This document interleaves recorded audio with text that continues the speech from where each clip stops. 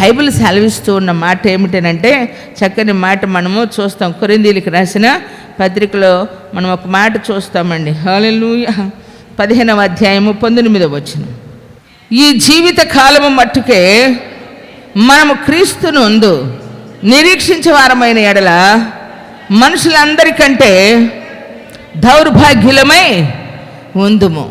చూడండి ప్రియులారా, ఈ మాట కొంచెం కఠినంగా ఉందా లేదా? ఇబ్బంది అనిపించిందా లేదా? అనిపించిందండి, అర్థం కాకపోతే. ఈ జీవిత కాలము మట్టుకే మనము నిరీక్షించిన ఎడల మనుషులందరికంటే దౌర్భాగ్యులమై ఉందుము. అంటే మన నిరీక్షణ ఎక్కడికంట? మన నిరీక్షణ, నేను ఒక పల్లవి పాడుతూ ఉంటా కదా ఎప్పుడు, ఈ నిరీక్షణ నన్ను సిగ్గుపరచదు, ఈ నిరీక్షణ నన్ను సిగ్గుపరచదు. ఎందుకని? సియోనులో నా యేసుతో సింహాసనం ఎదుట ఏం పాడతాడట? క్రొత్త పాట పాడతా. ఈ నిరీక్షణ నన్ను సిగ్గుపరచదు. లోకంలో మనుషులు అనుకున్నట్టుగా మంటికి మన్ను అయిపోయింది, గాలి గాలిలో కలిసిపోయింది, మన్ను మన్నులో కలిసిపోయింది అంటారు. మంటి నుంచి తీయబడిన వారం మంటివారమే కానీ ఈ మట్టి గడ్డములలో మహిమైశ్వర్యాన్ని కుమ్మరించిన వాడు మనం ఆరాధిస్తూ ఉన్న సజీవుడైన దేవుడు. హల్లెలూయా. కాబట్టి ఆ మహిమాన్వితుడైనటువంటి దేవుని సన్నిధిలో మనల్ని ఏం చేశారండి? సామాన్యులమైనటువంటి మనల్ని ఏమండి అసమానులుగా చేశాడు. కనుక మనం సిగ్గుపడే రోజులు కాదండి. శరీర సంబంధమైనటువంటి వాటి గురించి మీరు ఆలోచించమాకండి. మనుషులు ఏమనుకుంటారో, ఎవరేమనుకుంటారని. ఏదైనా చేయటకు సమర్థుడండి. అమ్మ ఎంత చక్కని మాట, ఎలా ఉన్నా నేను పెంచుకుంటానని.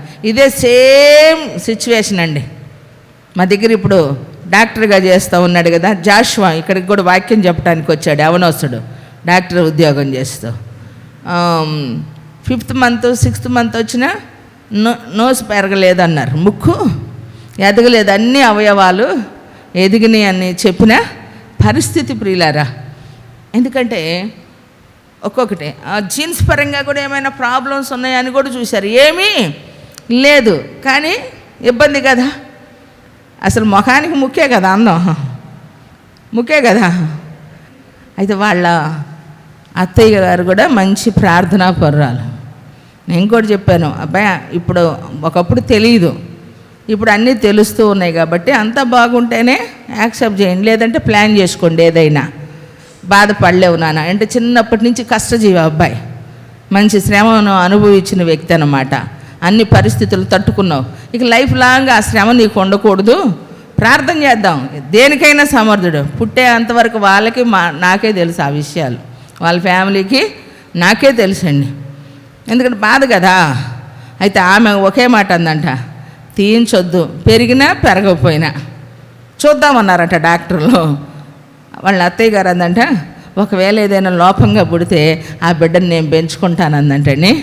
దేవుడు అద్భుతంగా చక్కని బిడ్డనిచ్చాడు. దేవునికి మహిమ కలుగునుగాక. వంకలేనోడిని, చంద్రబింబం లాంటి వాడిని ఏమండి ఆశీర్వాదకరమైన బిడ్డనిచ్చాడండి. అంటే దేవుడిచ్చినటువంటిది ఏదైనా యాక్సెప్ట్ చేయగలిగినప్పుడు దేనికైనా సరే ఎవరేమైనా అనుకుంటారేమో, ఎవరేమంటారో అని ఆలోచించకూడదు ప్రియులారా. మీకు ఒక సీక్రెట్ చెప్పనా? చిన్నప్పటి నుంచి నాకున్న ఈగో ఏంటో తెలుసా? నన్ను యాక్సెప్ట్ చేయని వారు, నేనంటే పడనటువంటి వారు ఎవరైనా ఉంటే వాళ్ళ ముందు నా మొహం చిన్నబోవటానికి ఇష్టపడను. అంటే నేను ఏడవను. మనం ఏడిస్తే నవ్వే వాళ్ళు ఉన్నారనుకోండి, ఆ పాట విన్నప్పటి నుంచి కాదు. ఏ పాట? నేను పుట్టాను అప్పుడు విన్నప్పుడు కాదు, చిన్నప్పటి నుంచే ఉంది. లోకంతో నాకు ఇంకా పనే ఉందని ఆయన ఏదో లవ్లో ఫెయిల్యూర్ అయిపోయి పాడుకున్నాడు.